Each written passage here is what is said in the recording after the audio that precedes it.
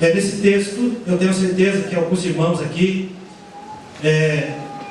lá dos anos de 1988, por aí, já estão entendendo o que nós vamos falar.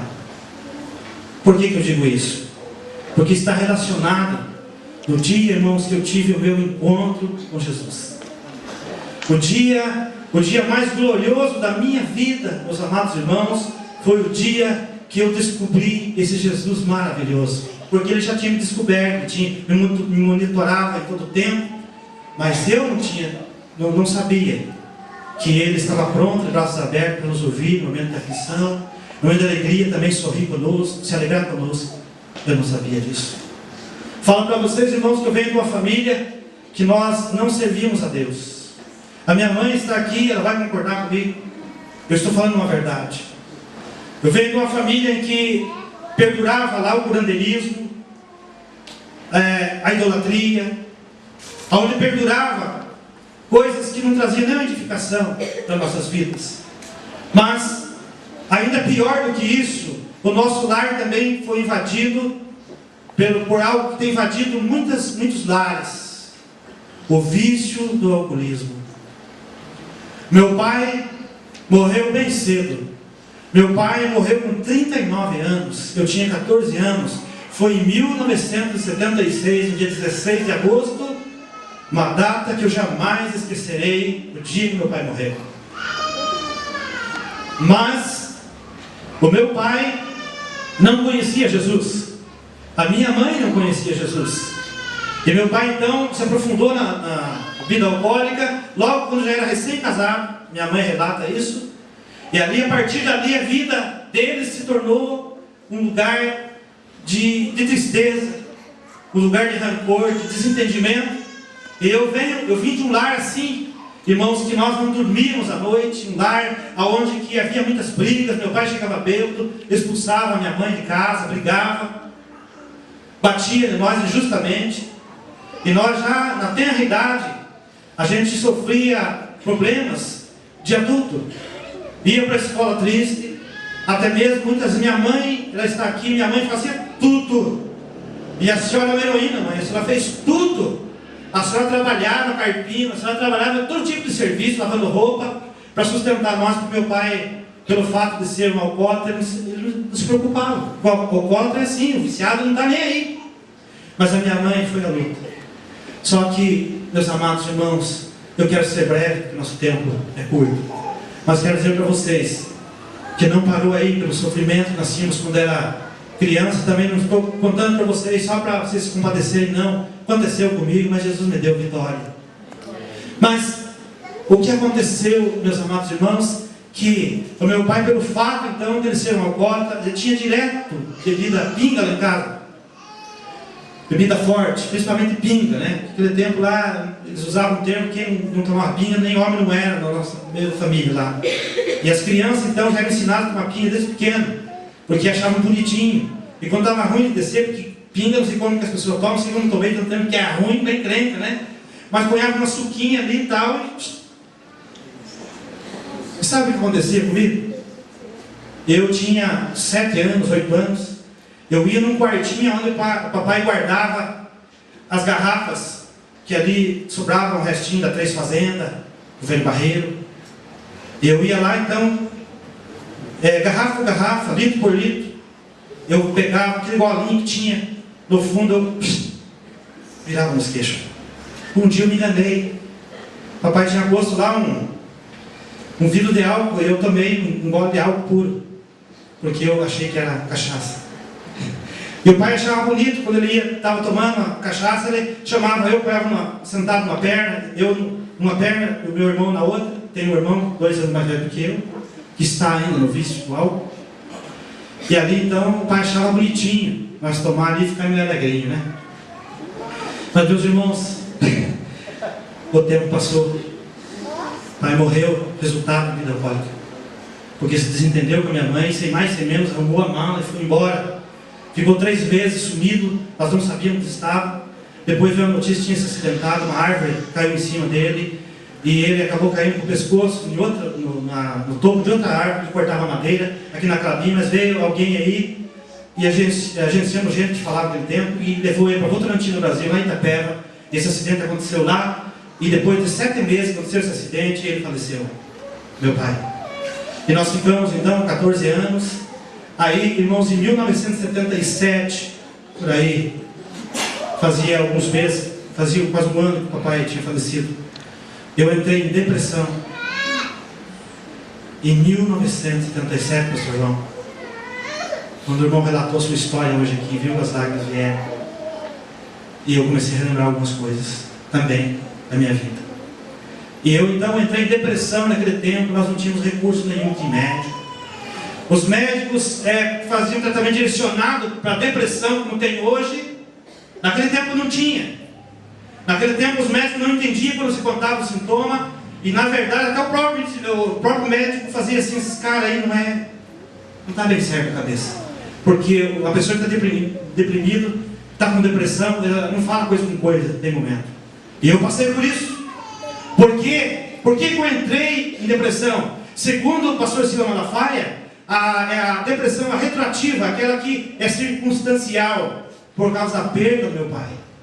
Quando meu pai partiu para a eternidade, eu entrei numa profunda tristeza logo depois que ele morreu. E então entrei em depressão. Mas os médicos não entendiam. E então, irmãos, eu sofri também o preconceito. Porque eu não tinha coragem, era menino, eu comecei a trabalhar, eu tinha 10 anos. Depois, a primeira ficha de carteira, eu tinha 14 anos. No viveiro da Lagoa ali, trabalhava carregando carreta de terra, plantando. Eu trabalhava ali. E quando o papai morreu, nós ficamos, tinha que trabalhar mais ainda. Mas só que devido àquela depressão que assolava a minha vida, eu fiquei um jovem que não tinha prazer para nada. Eu olhava só para o chão. Eu era uma pessoa, antes disso eu era uma pessoa alegre. Era uma pessoa que participava. Eu sempre gostei de cantar. Aos meus 10 anos já cantava, tinha duplinha sertaneja com meu irmão. Depois, várias duplas depois, sertaneja. Até tem o pai do João Cleves que cantou comigo. O Joãozinho, o pai do João Cleves. E assim a minha vida foi daquela forma, meus amados irmãos. E eu fui então me aprofundando no álcool, depressão, álcool. E assim então a minha vida se tornou um caos.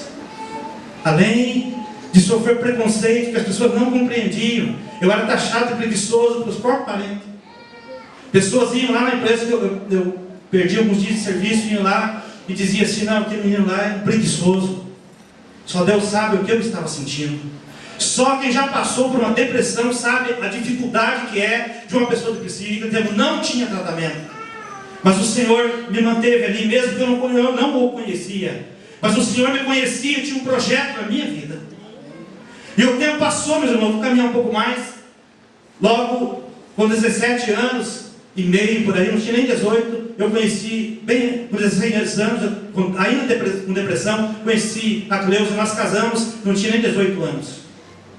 Bem jovenzinhos, casamos. E veja que coragem dela, estava desempregado ainda.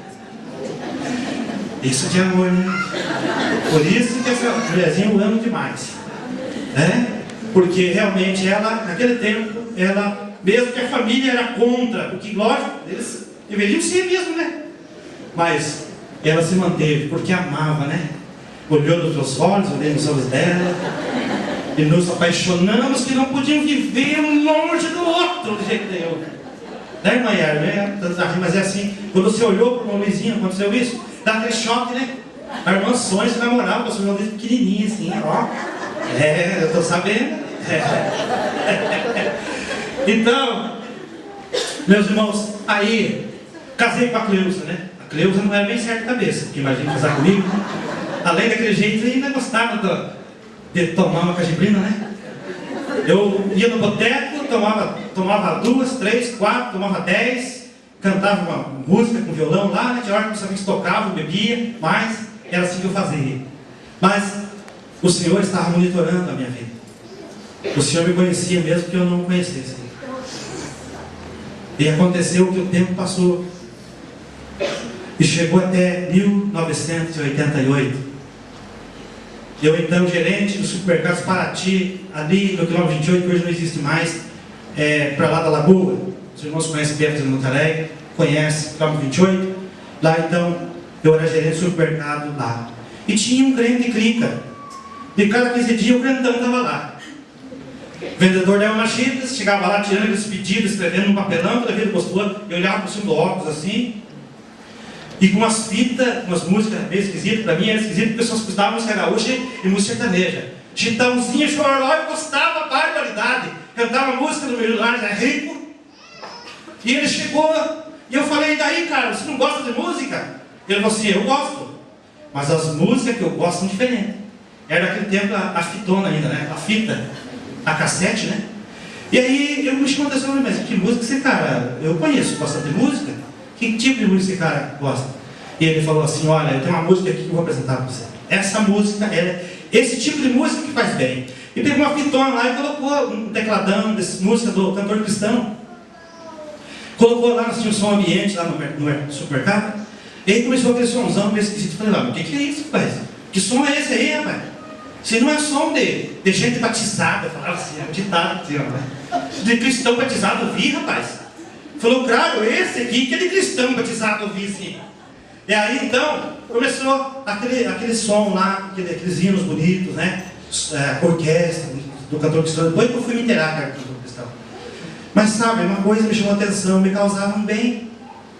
Quando eu colocava aquele som, mas um dia eu dava as torceiras. E eu tirava fora. E de repente, ele voltava ali 15 dias de novo, manso, daquele jeitão. Eu estou me referindo ao presbítero Luiz Barrichello, que foi presbítero aqui na igreja e hoje está em Ponta Grossa, na igreja do pastor Divaldo. E ele, o camarada teimoso aquele, viu? Me dá bem, viu? E ele chegava, tomava um cigarro da boca da Cleusa no caixa, cigarrava. E sabe que a gente gosta de enfeitar, né? Quando solta fumaça, entorta a boca para lá. De repente faz vir para cá, de repente faz a fumaça aqui no nariz, sai de volta, o vidro. E a Cleusa gostava de fazer show lá no caixa. Né? E ele chegava e dizia, quando ele estava assim, sabe? Ele pegou intimidade e começou a tomar um cigarro da Cleusa. Ele entrava no escritório lá, do gerente, e era no meu caso, eu entrava lá e se apostava na minha cadeira logo. Eu falei, opa, mas esse cliente está muito abusado, mas ele falava umas coisas que me chamaram a atenção. Ele dizia assim, olha, chegava, quando ele me visitava segunda-feira, chegava lá e dizia, ele chegava bem sossegadão, e dizia assim, olha, mas Deus operou na nossa igreja ontem. Eu falei, mas como que é isso, rapaz? Deus falou, Deus curou. Eu falei, o que? Deus cura? Eu duvidava, né? Ele dizia, olha, Deus fez um grande milagre. E me contava, eu fazia de conta, não estava interessado, eu queria saber. Porque as pessoas querem saber o que o teu Jesus faz na tua vida. As pessoas querem saber o que está acontecendo, as pessoas querem saber. Saiba disso. Elas não dão para se torcer, sabe? Mas de uma forma sorrateira, começa a jogar umas verdinhas para pôr na dura de você. E eu fazia isso. E o que acontecia? Ele relatava, me chamava a atenção. Quando foi, o tempo passou. Novamente, depois de casado, já tinha o Peterson com 4 anos, a Cristiane com 7 anos. A depressão bateu na minha porta de novo. E aí, eu tomava o remédio para a depressão e tomava o cajibrina em cima. Aí eu amansava um pouquinho, colocava aquelas coisas amargas, né? Colocava casca de laranja, colocava casca de abacaxi, para ficar mais manso um pouco. Fazia muita caipirinha, mas aí eu alternava. Um dia eu tomava remédio, outro dia eu tomava pinga. E assim, sabe o que aconteceu? Eu era paciente do Dr. Reinaldo. Dr. Reinaldo, cardiologista, que acho que até hoje é médico aqui, né? E aí, sabe o que aconteceu? Quando de repente eu estava morrendo. Fui o Dr. Reinaldo, o Dr. Reinaldo falou assim, olha, o que está acontecendo? Eu estou dando medicamento. Eu tomei, irmãos, vários medicamentos que, olha, hoje, vou dizer uma coisa para você, viu? Nem sei dizer mais. E o Dr. Reinaldo disse, olha, o que está acontecendo? Não está, mas você não está resolvendo o tratamento? Eu falei, assim, eu tomo umas pingas. Tem problema, tem quanto que não sabia. Tem problema, doutor, será, né? Não tem problema tomar um golinho, né? Ele falou, mas quanto que é esse golinho? Eu falei, um dia eu não tomo remédio, eu tomo uns 2 copos de pinga, assim, mais ou menos e tal. Eu falei, rapaz, você está acabando com a tua vida. Eu tinha uma dor aqui no peito. E aquela dor invadiu o meio do peito aqui. E no final de semana, esse ponto que eu quero chegar para vocês, no final de semana, Naquele tempo, quando acontecia, tinha um feriado no meio da semana, puxava para o começo da semana, né? Emendava tudo, feriado prolongado. E eu bebi sábado, bebi domingo, bebi segunda-feira. Quando foi na terça-feira, eu estava arrebentado, com o pé na cova. E eu fui para o meu gabinete de gerência lá do supermercado. Cheguei lá, era 8 horas que eu abri o supermercado. Eu cheguei lá, esquisito aquele dia. E eu sentei no meu escritório. Eu olhava por um vidrinho que tinha assim à frente, um aquário, olhava os caixas. De repente a Cleusa olhou para mim, atrás do caixa. Eu fiz assim. Ela foi até lá. Chegando lá, eu falei para ela: olha, eu estou esquisito. Eu acho que eu vou morrer. Porque eu não sentia meus pés mais. Estava amortecido daqui para baixo. Eu tinha chegado até aqui, viu? Se a morte chega pelo pé, viu? Ela vem subindo. E aquele frio, aquele calafrio foi subindo. Falei: epa! Mas aí eu não tinha força mais. Eu estava assim, o queixo travou. Assim, ó. Aí deu sinal para ela: o que está acontecendo? Ela veio e fez um cafuné assim, né? Eu não estava nem ligando para cafuné mais. Eu falei: olha, eu estou esquisito, acho que estou morrendo. Eu falei para ela. Ela falou assim: ah, que isso? É pura ressaca. Ele me xingou ainda. Eu falei: não, mas é diferente, estou sentindo um troço esquisito, um negócio esquisito. Aí, naquele momento, ela virou as costas e saiu. Eu fiquei, irmãos, daquele jeito, foi subindo aquele amortecimento, as minhas mãos amorteceram. E quando eu o fôlego estava curto, a minha boca estava amortecida, a minha língua, o meu queixo estava travando. Sabe o que aconteceu? Eu lembrei que uma irmã tinha passado quase um ano atrás, tinha deixado uma Bíblia, capa preta de zipinho. Falou assim: um dia que der tempo o senhor lê. E deixou, eu lembrei que tinha aquela Bíblia na última gaveta que eu li, que eu nunca fui, só peguei e guardei lá, nem junto com as outras coisas. Mas naquele momento, eu comecei a lembrar daquela Bíblia e comecei a lembrar do que o Luiz Barrichello falava, que o Deus dele curava, que dava vida. Mesmo que estivesse com o pé na cova, mesmo estando morto, ia viver novamente. Eu comecei a lembrar e falei: puxa vida, o Deus que aquele rapaz serve, lembrei dele, porque na hora do aperto, nós lembramos de Deus, irmãos. Na hora do aperto, quer ver o camarada buscar Deus mesmo, aconteceu um problema na vida dele. Aí ele vai pro pó, né? Mesmo que eu não entendia, eu não sabia como falava com Deus, eu queria viver. Pegando essa Bíblia, eu abri Isaías 55, o texto que eu li aqui. Irmãos, quando eu li essa palavra aqui, ó, uma voz falava comigo. A voz de Deus falava comigo. E uma alegria invadiu o meu coração. Uma alegria invadiu aquele lugar. Sabe o que aconteceu, irmãos? Quando naquele momento eu abri essa Bíblia e comecei a ler Isaías 55, na versão corrigida fala assim: por que gastar dinheiro naquilo que não é pão? Nós lemos um pouco diferente, mas é a mesma coisa. E eu lendo então aquela revista corrigida, e eu então comecei a ser impactado. Falei: mas como é que esse texto, como é que essa voz está sabendo que está acontecendo isso comigo? Eu gastava parte do que eu ganhava, uma grande parte eu gastava em bebedeira. Eu e a Cleusa, nos fandangos uma noite inteira por aqui no sábado, nas festas, nos bares. E aí então me chamou a atenção e eu continuei lendo o texto que nós lemos aqui. Venham e comprem e comam, venham e comprem vinho e leite sem dinheiro, sem custo. Eu falei: não tem custo nenhum ainda. Meus amados, e aquela voz falava comigo. O versículo 6 diz: buscai o Senhor enquanto se pode achar, invocai enquanto está perto. Eu falei: pois é isso que eu estou buscando. E naquele momento eu clamei, eu dizia: o Deus do Luiz Barrichello, o Deus dos crentes que até agora tenham rejeitado eles, o Deus daqueles que às vezes chega para minha frente, eu tiro sarro. Eu via crente passando com a Bíblia, indo para os cultos de domingo, de terno, dizia: puxa vida, que pessoal bobo, esse bem louco esse povo aí.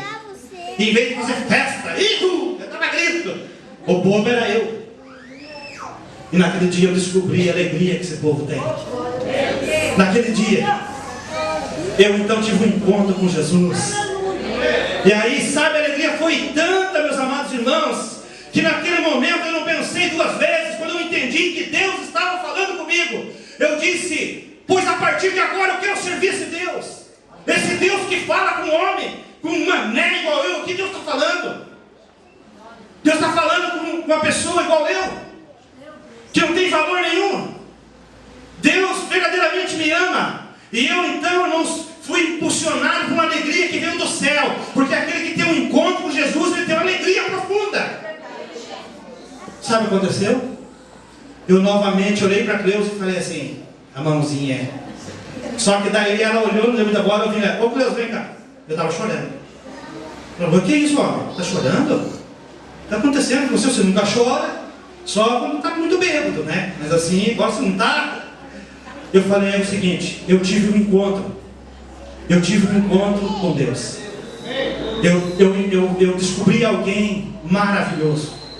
E sabe o que aconteceu? Eu levantei e eu disse para ela, a partir de agora eu sou crente em Cristo Jesus. Eu sou crente. E a Cleusa disse para mim, mas é coisa muito séria, isso não é brincadeira. Eu falei, não, mas eu não estou brincando, a partir de agora eu sou um crente em Cristo Jesus. E eu saí pelo corredor do supermercado dizendo, eu sou crente. Eu sou crente a partir de agora. As pessoas não entendiam que a minha alegria foi tanto, é porque eles não entenderam, sabe por quê? Porque eles não viram a situação que eu estava morrendo. E quando alguém chega e te salva, você está morrendo, chega alguém e te dá vida novamente, você não vai ficar alegre? Naquele momento eu me preocupei só com aquilo, tá? A alegria era aquela, mas depois eu vou entender a profundidade, né? Porque depois vem as lutas, né? Tá. Mas tudo bem, meus irmãos. Aí, quando foi na outra semana, vou adiantar um pouco, já está chegando o pessoal aí. Na outra semana, então, fiquei uma semana sem o pastor me visitar. Mas quando foi na outra semana, o pastor Luiz Barrichello, o presbítero Luiz Barrichello levou o pastor Pedro Adão na nossa casa. E aí, então, foi feito um culto. O pastor João foi também, no primeiro culto foi, o pastor João Assônia, desde o começo, lógico. A sanfona, né, pastor? Oh, espero que quero estar, beleza. E aí, cantaram, vestido bonito e tal. O pastor Pedro Adão fez um apelo e falou para ela, você também quer aceitar Jesus? Eu também quero. Se é bom para ele, é bom para mim também. Porque essa mulherzinha é decidida, né?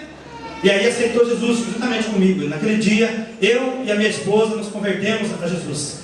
E aí então conhecemos a família Batista Betel aqui, entendeu?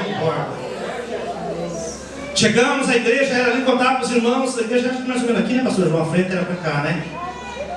Uma igrejinha, abençoado, temos saudade. E aqueles, aí conheci esses amores de pessoas aqui, os irmãos, tão amorosos. Eu cheguei quebrado, irmãos. Os irmãos me abraçavam com tanto carinho, me valorizavam. Nunca fui valorizado como fui aqui. E como sou até hoje, né? Amém. E aí esses irmãos, pastor Pedro Adão, pastor Bosa, Fernando Elci, o Du era bem pequenininho, né, Du? A irmã Estela, a Esther, né? A irmã Vilma, os irmãos que partiram para treinar, gostaria de citar todo o nome de todos eles, mas não vai dar tempo. Me receberam com tanto carinho. Irmã Vilma, eu nunca esqueço, viu, do carinho que você sempre teve por mim. Eu nunca esqueço do carinho que os irmãos aqui... Irmãos, eu vou esquecer de algum nome aqui, mas não se tem na cabeça. Vocês estão no meu coração. Mas olha, eu quero agora encerrar esse testemunho dizendo assim, muito obrigado, pastor João e Sônia. Vocês viram que tinha uma alma preciosa para Deus aqui. Vocês não desistiram de mim. Obrigado, pastor, por não desistir de mim. Obrigado, irmã Sônia. Obrigado a Estela, a Maristela, o irmão Nelson, que partiu para a eternidade.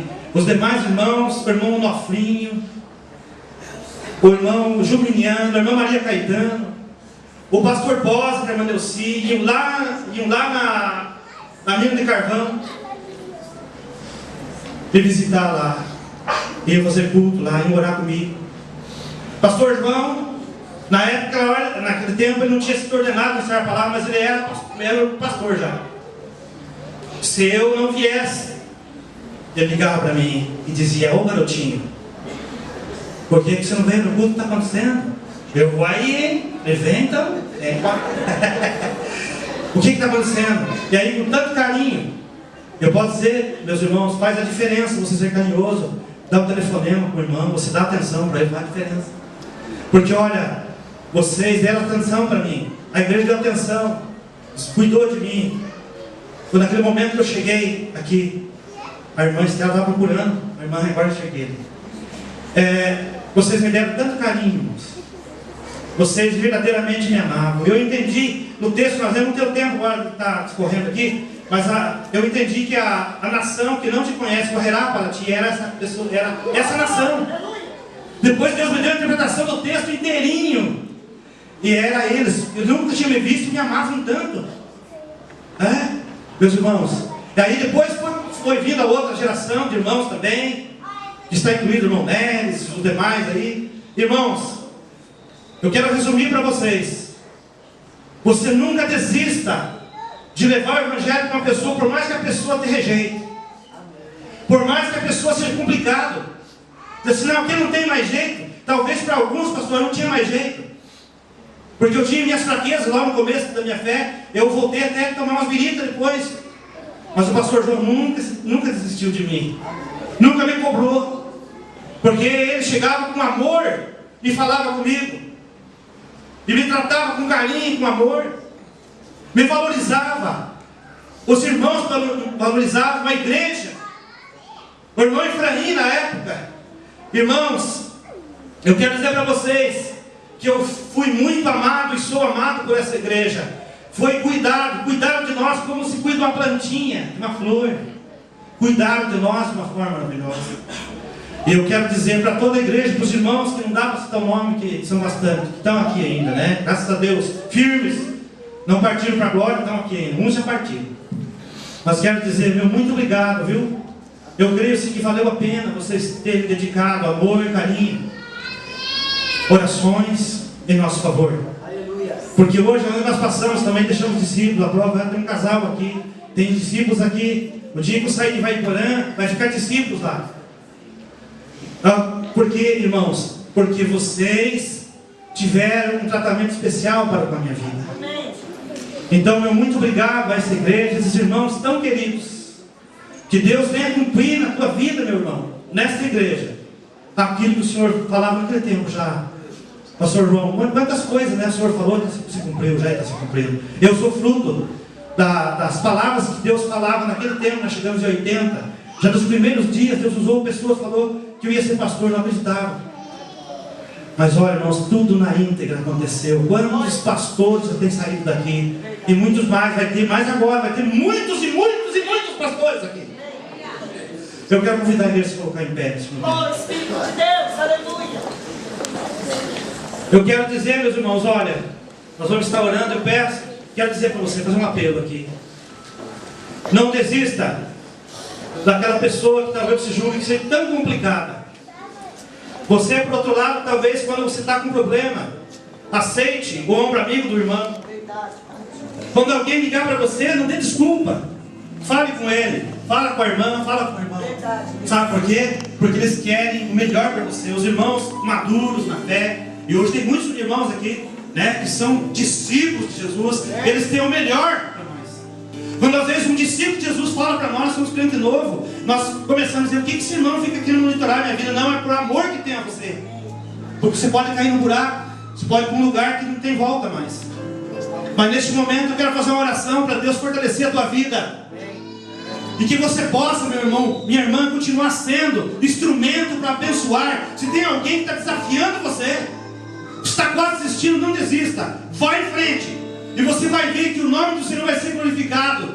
E essa pessoa um dia vai dizer: olha, foi fulano, foi fulana, foi aquela irmã que foi na minha casa, foi aquele irmão que foi na minha casa, foi aquele obreiro que foi na minha casa, foi aquele grupo de irmãos que foi na minha casa e me amaram. Não me cobraram nada, mas me amaram.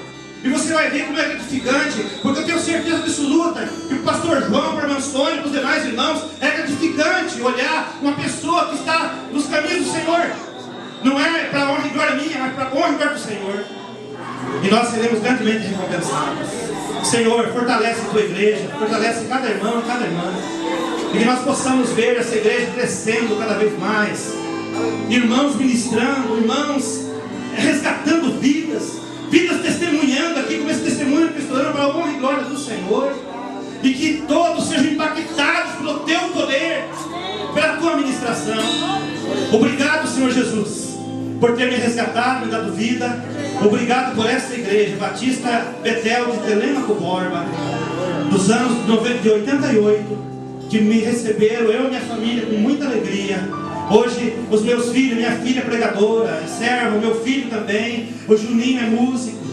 Senhor, a minha família mudou a história, porque tiveram paciência conosco. Obrigado, Jesus. Muito obrigado. Em nome de Jesus eu agradeço. Quero pedir os aplausos para